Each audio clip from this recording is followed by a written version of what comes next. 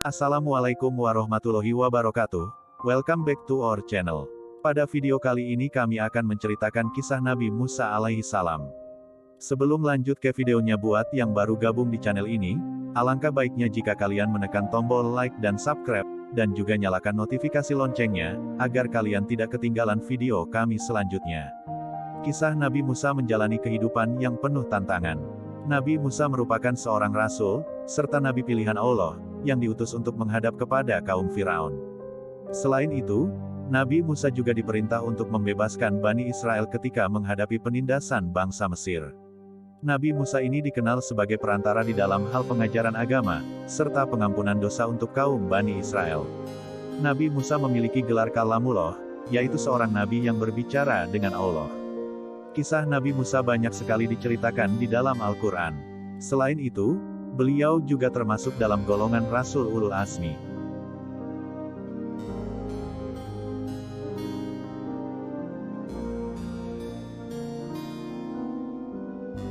Peristiwa penindasan orang Israel di Mesir. Nabi Yakub yang merupakan keturunan Israel, pergi ke Mesir bersama dengan anak-anak serta keluarga mereka masing-masing. Nabi Yakub memiliki keturunan berjumlah 70 orang. Sedangkan Yusuf sudah terlebih dahulu berada di Mesir. Setelah beberapa waktu kemudian, Yusuf serta saudara-saudaranya meninggal, begitu halnya dengan orang-orang yang seumuran dengannya. Akan tetapi, keturunan mereka, yaitu orang-orang Israel, memiliki anak cucu yang sangat banyak, serta jumlah anak cucu tersebut cepat sekali bertambahnya. Hingga akhirnya negeri Mesir penuh dengan mereka. Setelah itu, seorang raja baru di Mesir, yang mana raja tersebut tidak mengenal Yusuf, mulai berkata kepada rakyatnya, "Orang-orang Israel itu sangat berbahaya sekali bagi kita. Mereka berjumlah sangat banyak, serta memiliki kekuatan lebih dari kita. Andai terjadi perang, maka bisa saja mereka bersekutu dengan musuh." Mendengar ucapan raja tersebut, akhirnya orang-orang Mesir mengangkat pengawas atas bangsa Israel dengan tujuan untuk mempersulit hidup mereka. Mereka dipaksa untuk mendirikan bangunan untuk Raja Mesir, kota-kota Pitom, serta Ramsis, sebagai tempat pusat untuk menyimpan barang. Di dalam kisah Nabi Musa banyak terdapat cerita tentang penindasan yang diterima beliau. Tidak berhenti sampai di situ saja, kemudian, Raja Mesir tersebut memberikan perintah kepada Sifra dan Pupa, yaitu dua bidan yang bekerja menolong wanita-wanita tersebut. Dalam perintahnya, Raja tersebut berkata, "Ingatlah, ketika yang lahir anak laki-laki, maka bunuhlah dia, sebaliknya jika yang lahir adalah anak perempuan maka biarkan dia tetap hidup." Akan tetapi, kedua bidan tersebut merupakan orang yang patuh dengan perintah Allah, sehingga mereka tidak mau melakukan perbuatan tersebut. Hingga akhirnya Allah memberkati bidan tersebut dengan memberikan keturunan kepada mereka. Hingga akhirnya jumlah orang Israel semakin banyak.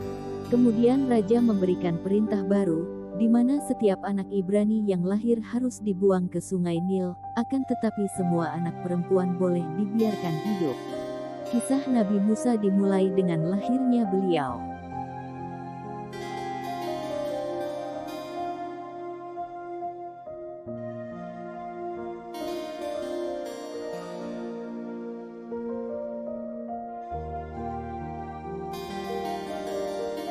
Nabi Musa alaihi salam lahir dan diselamatkan. Di zaman tersebut, seorang laki-laki dari suku Lewi juga menikah dengan suku tersebut. Kemudian wanita tersebut melahirkan anak laki-laki. Ketika ia melihat anak yang lahir tersebut amat bagus, maka mereka menyembunyikannya selama kurang lebih 3 bulan. Akan tetapi, mereka semua sadar, jika bayi yang mereka lahirkan tersebut tidak bisa disembunyikan terlalu lama. Kemudian, ibu tersebut akhirnya mengambil sebuah keranjang dari rumput gelagah, kemudian keranjang tersebut dilapisinya dengan ter. Hal tersebut dilakukan agar bayinya tidak kena air. Bayi tersebut kemudian diletakkan di dalam keranjang, kemudian dibawanya ke Sungai Nil, serta ditaruh di tengah-tengah rumpun gelagah yang ada di tepi sungai tersebut. Kakak perempuan dari bayi tersebut berdiri agak jauh, supaya tetap bisa melihat ketika terjadi sesuatu yang terjadi pada adiknya. Kemudian, datanglah seorang putri raja. Kata putri raja kepada ibu tersebut, "Bawalah bayi ini dan kemudian susuilah, nanti akan kuberi upah." Maka dibawalah bayi tersebut. Ketika bayi tersebut sudah agak besar, maka ibunya menyerahkan kembali kepada putri raja, hingga akhirnya putri raja menjadikan bayi tersebut sebagai anak angkatnya. Dia kuberi nama Musa, karena kuambil dia dari air, kata putri raja. Kisah Nabi Musa berlanjut dengan perginya beliau ke tanah Midian.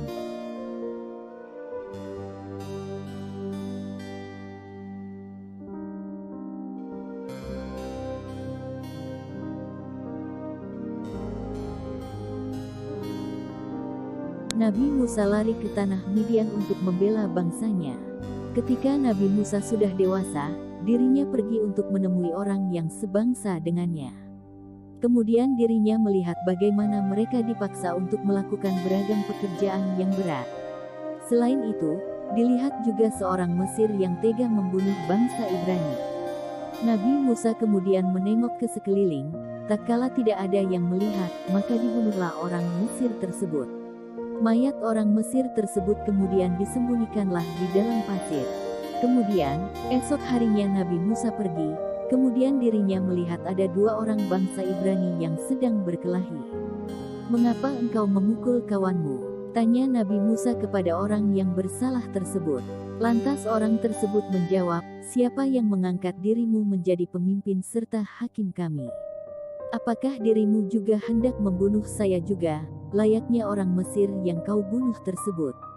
Kemudian Nabi Musa menjadi takut, serta berpikir, "Celaka, perbuatanku tersebut sudah ketahuan." Kisah Nabi Musa berlanjut dengan tinggal di rumah Nabi Syuaib.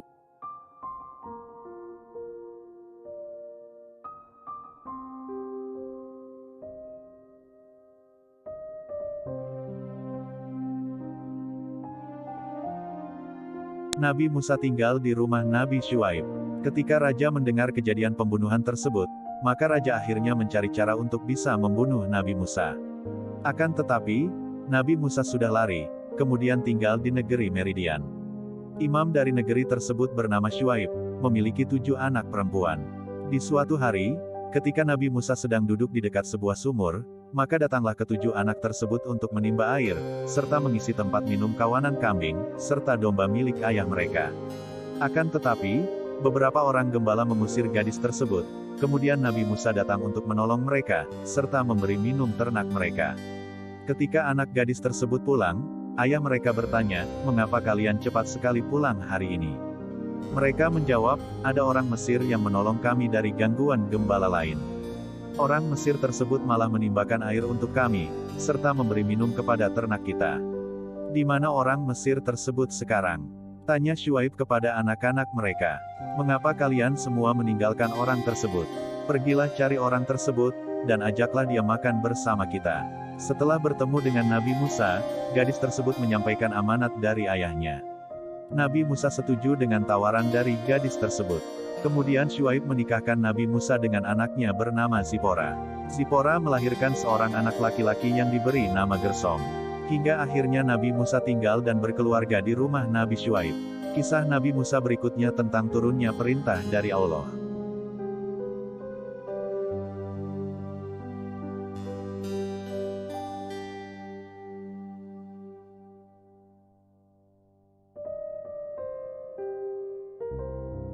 Mendapatkan perintah dari Allah. Allah mendengar mereka, kemudian teringat akan perjanjiannya dengan Ibrahim, serta Yakub. Melihat orang Israel diperbudak, maka ditolonglah orang-orang Israel tersebut. Pada waktu itu, Nabi Musa sedang menggembala domba, serta kambing milik Nabi Syuaib. Ketika Nabi Musa sedang menggiring ternak tersebut ke seberang padang gurun, maka ia tiba di Gunung Sinai, sebuah gunung yang suci. Di Gunung Sinai tersebut, malaikat menampakkan diri kepadanya dalam wujud api yang menyala, yang keluar dari semak-semak. Nabi Musa melihat semak tersebut menyala, akan tetapi semak tersebut tidak terbakar. "Luar biasa, semak menyala api, namun tidak terbakar," kata Nabi Musa dalam pikirannya. Allah melihat Nabi Musa mendekat ke tempat tersebut, maka Tuhan berseru di tengah-tengah semak tersebut, "Musa, Musa, saya di sini," jawab Nabi Musa. "Jangan mendekat, bukalah sandalmu, karena engkau mendekat di tanah yang suci. Aku ini adalah Allah nenek moyangmu." Allah Ibrahim, Ishak dan Yakub. Kemudian Nabi Musa menutup mukanya. Nabi Musa takut memandang wajah Allah.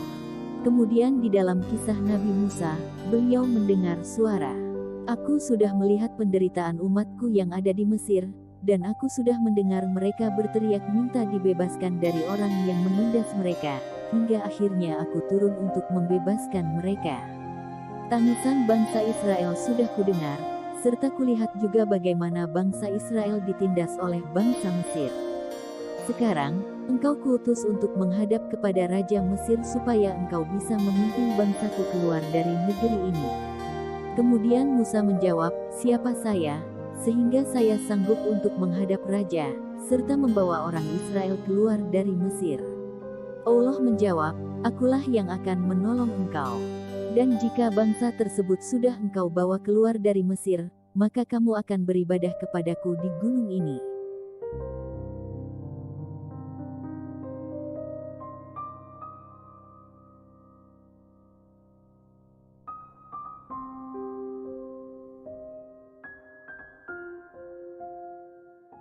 Tuhan berkata lagi kepada Nabi Musa, "Masukkanlah tanganmu ke dalam bajumu." Nabi Musa menurut, serta ketika ia menarik tangannya keluar, tangan tersebut putih sekali karena penyakit kulit yang mengerikan. Kemudian Tuhan berkata, "Masukkanlah lagi." Tangan itu sudah sembuh, kata Tuhan. Jika mereka tidak percaya dengan keajaiban yang pertama, maka keajaiban ini akan membuat mereka percaya. Dan jika mereka masih tidak peduli dengan kata-katamu, maka ambillah sedikit air dari sungai Nil, kemudian tuangkan air tersebut ke tanah, niscaya air tersebut akan berubah menjadi darah.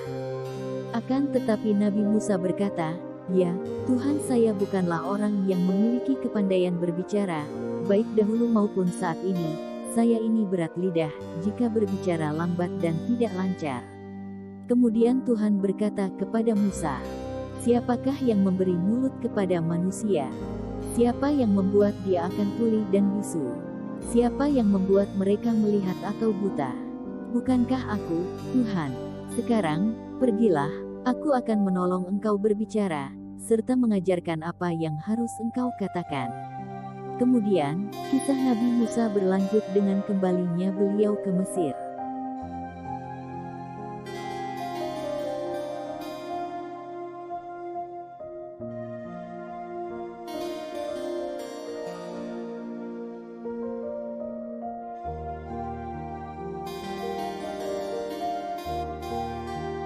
Nabi Musa kembali lagi ke rumah Nabi Syuaib, mertuanya, serta berkata kepadanya, "Izinkanlah saya untuk kembali ke Mesir, saya ingin menengok saudara-saudara saya, serta melihat mereka masih hidup."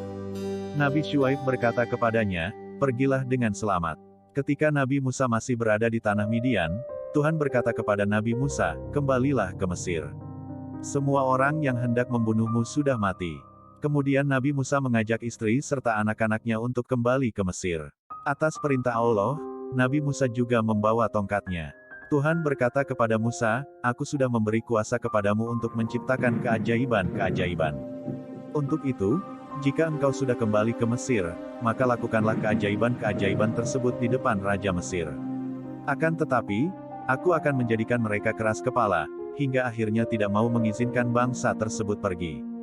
Kemudian, katakanlah kepada raja tersebut, jika aku, Tuhan memberikan pesan kepadaku, Israel merupakan anakku yang sulung, serta engkau sudah kuberi perintah untuk memberikan izin anakku itu pergi." Sementara itu, Tuhan berkata kepada Harun, "Pergilah ke padang gurun untuk menemui Musa." Harun lantas pergi ke gurun dan kemudian bertemu dengan adiknya di Gunung Suci, seraya mencium adiknya tersebut. Nabi Musa menceritakan kepada Harun semua yang dikatakan Tuhan kepadanya ketika hendak kembali ke Mesir, serta tentang semua keajaiban yang harus dibuatnya. Kisah Nabi Musa berlanjut dengan berangkatnya Musa ke Mesir. Musa serta Harun pergi ke Mesir, mereka mengumpulkan semua pemimpin Israel. Harun menyampaikan kepada mereka semua hal yang dikatakan Tuhan kepada Musa, serta Musa melakukan segala keajaiban di hadapan orang tersebut. Maka percayalah orang-orang tersebut, serta ketika mereka mendengar jika Tuhan sudah memperhatikan bangsa Israel, serta melihat segala penderitaan mereka, maka mereka semua menyembah dan bersujud kepada Tuhan.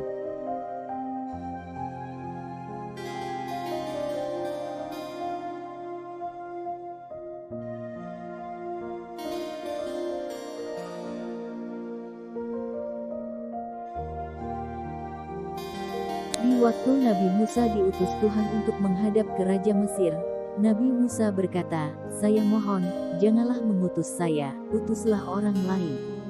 Lantas Tuhan menjadi marah kepada Musa, seraya berkata, "Bukanlah engkau memiliki saudara yang bernama Harun?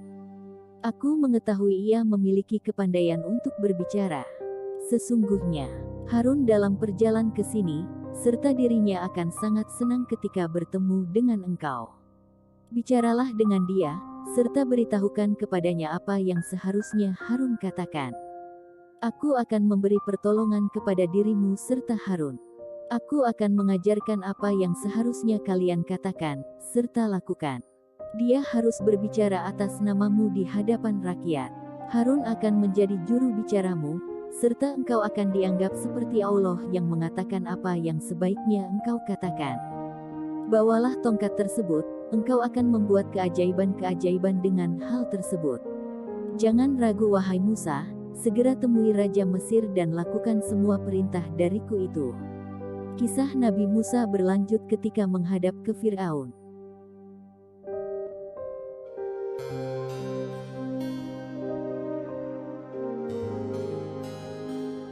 Di waktu Tuhan berbicara kepada Musa di Mesir, maka Tuhan berkata, "Akulah Tuhan.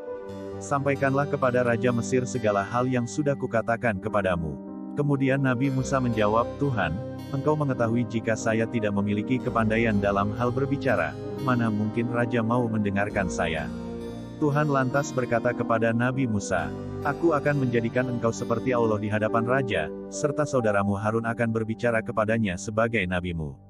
Sampaikanlah kepada Harun mengenai segala hal yang sudah kuperintahkan kepadamu. Perintahlah Harun untuk berkata kepada Raja jika dirinya harus mengizinkan orang Israel untuk bisa keluar dari Mesir. Akan tetapi aku akan menjadikan Raja semakin keras kepala, sehingga mereka tidak peduli terhadap engkau, sekalipun aku akan mendatangkan banyak bencana di Mesir. Karena hal tersebut, maka aku akan menghukum umat Mesir dengan hukuman-hukuman yang berat. Selanjutnya akan kubawa semua bangsa Israel, umatku untuk bisa keluar dari negeri mereka." Lantas Nabi Musa dan Nabi Harun melakukan semua yang diperintahkan oleh Tuhan. Pada waktu itu Nabi Musa berumur 80 tahun, sedangkan Nabi Harun berumur 83 tahun, saat keduanya menghadap ke Raja Mesir. Tuhan kemudian berkata kepada Nabi Musa dan Nabi Harun, "Jika mereka meminta kamu untuk membuat keajaiban sebagai bukti, maka suruhlah Harun untuk mengambil tongkatnya, serta melemparkan ke tanah di depan Raja. Tongkat yang dilempar tersebut akan berubah menjadi ular." Lantas keduanya pergi untuk menghadap Raja, serta mereka melakukan semua yang diperintahkan Allah. Harun kemudian melemparkan tongkatnya ke tanah, dan tongkat tersebut langsung berubah menjadi ular.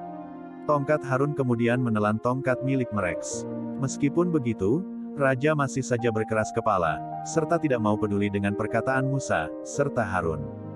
Kisah Nabi Musa penuh dengan lika-liku, serta banyak pelajaran yang bisa kita petik dari semua kisah Nabi Musa di atas.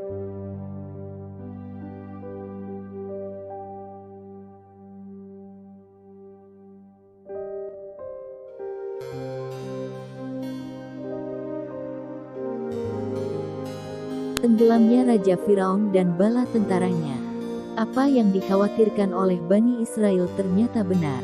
Setelah Musa dan Harun, atas perintah Allah membawa Bani Israel pergi meninggalkan Mesir, Firaun segera mengingkari janjinya. Raja yang zalim itu segera perintahkan kepada panglimanya menyiapkan pasukan, untuk mengejar Musa dan Harun beserta seluruh Bani Israel yang pergi bersamanya. Firaun turun sendiri memimpin pengejaran. Dia sudah bertekad tidak akan membiarkan Musa dan Harun lolos. Dia akan habisi Musa dan Harun dan memaksa Bani Israel kembali ke Mesir. Para pembesar kerajaan ikut dalam rombongan besar Firaun.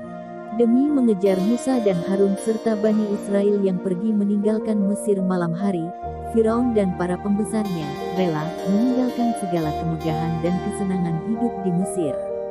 Pasukan Firaun bergerak cepat mengejar Bani Israel, sehingga pada saat matahari terbit mereka sudah dapat menyusuli Bani Israel. Dari jauh mereka dapat menyaksikan bahwa Bani Israel sudah sampai di pinggir laut. Dari pihak Bani Israel, mereka juga sudah mendengar deru pasukan Firaun dan melihat dari jauh debu-debu padang pasir yang berterbangan. Bani Israel semakin cemas, takut dan terbayang nasib buruk yang akan menimpa mereka. Pada saat itulah mereka berkata kepada Musa dengan cemas, "Sesungguhnya kita benar-benar akan tersusul."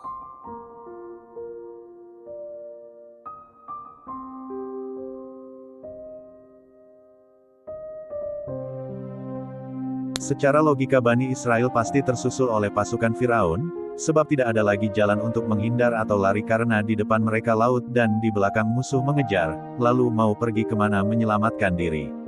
Tetapi dengan penuh yakin Nabi Musa menyatakan bahwa mereka tidak akan tersusul. Kalau ditanya kepada Musa bagaimana cara untuk menyelamatkan diri dari kejaran tentara Firaun, tentu Musa juga tidak bisa menjelaskan. Tetapi Nabiullah tersebut yakin dengan Mayatullah yang dalam konteks ini Allah pasti akan menolong walaupun Musa tidak tahu caranya. Dia pasrahkan sepenuhnya kepada Allah yang maha mendengar lagi maha melihat. Musa ingat, tatkala dia dan saudaranya Harun diperintahkan oleh Allah untuk pergi menemui Firaun, mereka berdua takut Firaun akan menyiksa mereka berdua, maka Allah memberikan jaminan akan selalu menyertai Musa dan Harun. Janji Allah untuk menyertai mereka berdua itulah yang membuat Musa begitu yakin mereka tidak akan tersusul. Musa menjelaskan kepada pengikutnya bahwa Allah lah yang menyuruhnya membawa Bani Israel ke tempat ini. Allah pasti menolong. Dia tidak pernah menyalahi janjinya. Tetapi bagaimana caranya? Musa tinggal menunggu perintah Allah. Menurut Ibnu Katsir dalam kitab tafsirnya paling depan dari barisan Bani Israel berdiri Harun bersama Yusya bin Nur dan seorang beriman dari keluarga Firaun. Mereka berdiri bingung di pinggir Laut Kulsum, tidak tahu apa yang akan diperbuat. Di depan laut, di belakang musuh. Musa yang tadinya berada di bagian belakang segera menuju ke bagian depan sehingga sampai ke pinggir laut. Pada saat itu Yusya bin Nun bertanya kepada Musa, "Apakah memang ke arah sini Allah memerintahkan engkau membawa kami?" Musa membenarkan, "Memang kesinilah Allah perintahkan aku membawa kalian." Akhirnya pada saat yang kritis itulah petunjuk Allah datang. Allah memerintahkan kepada Musa untuk memukulkan tongkatnya ke laut, tanpa berpikir panjang Musa langsung melaksanakan perintah itu. Menurut sebagian mufasir, saat memukulkan tongkat itu Musa berkata, "Terbelahlah dengan izin Allah." Tiba-tiba laut terbelah dua, tiap-tiap belahan seperti dua gunung yang besar. Di tengahnya terbentar jalan raya. Tanpa ragu sedikitpun, Musa, Harun dan seluruh Bani Israel segera menempuh jalan tersebut sehingga sampai di seberang. Sungguh mereka menyaksikan peristiwa yang luar biasa, mukjizat dari Allah Subhanahu wa Ta'ala. Setelah sampai di seberang Musa ingin memukul sekali lagi agar laut yang terbelah kembali bertemu. Tetapi Allah mencegah Musa, biarlah laut itu tetap terbelah agar Firaun dan bala tentaranya menyusul. Melihat laut terbelah Firaun masih sempat menyombongkan diri kepada pasukannya, dia berkata, "Lihat laut terbelah untukku." Maka masuklah Firaun dan bala tentaranya ke jalan raya tersebut mengejar Musa dan Harun serta Bani Israel, tapi persis saat mereka berada di tengah perjalanan, Allah perintahkan Musa kembali memukulkan tongkatnya ke laut, maka laut kembali bertemu dan tenggelamlah Firaun dan para pembesarnya serta seluruh bala tentaranya. Sekarang raja yang sangat perkasa, sombong, zolim dan sangat kejam tersebut, tidak berdaya sama sekali menghadapi gelombang laut, yang begitu besar membanting tubuhnya ke sana kemari di tengah lautan yang dalam tersebut. Pada saat itu barulah Firaun menyatakan beriman kepada Tuhannya Bani Israel. Tapi kesadarannya sudah terlambat, Allah menolaknya. Jasad Firaun kemudian terdampar ke pantai, ditemukan penduduk Mesir lalu dibalsem sehingga masih terjaga sampai sekarang di Museum Et-Tahrir di Kairo, Mesir.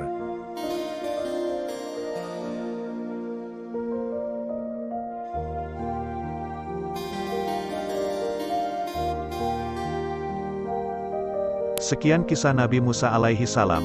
Semoga kita bisa mengambil hikmah dan menambah keimanan kita kepada Allah Subhanahu wa Ta'ala. Jangan lupa dukung channel ini dengan cara like, komen, dan subscribe-nya. Juga nyalakan notifikasi loncengnya agar kalian tidak ketinggalan video kami selanjutnya. Wassalamualaikum warahmatullahi wabarakatuh.